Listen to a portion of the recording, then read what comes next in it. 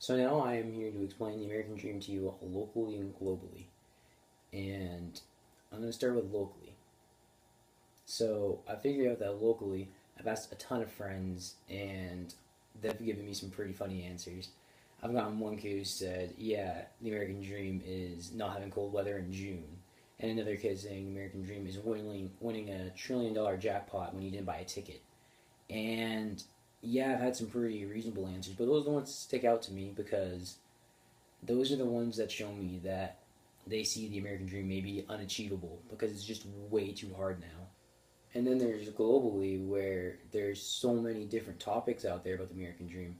Some people still think it's the American dream from 1920 where you just need to buy a house and get a car and work your butt off.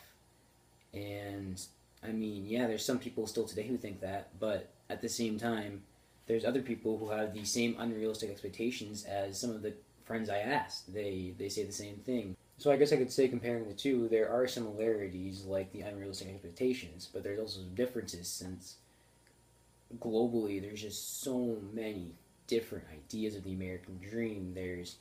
I mean, it's not even just the United States. You can see Russia may have the complete opposite idea of the American dream, or someone in Canada could have the same exact idea as the American dream as I do.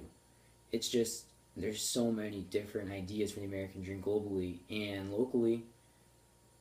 There are too. It's crazy.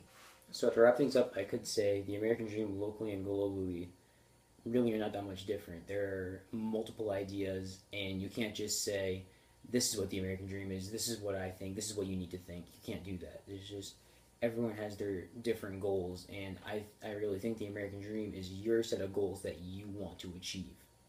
And some people make those unachievable, but others really strive to achieve their American dream. They work their butt off, they buy a car, they buy a house, they have a family, and they live happily ever after.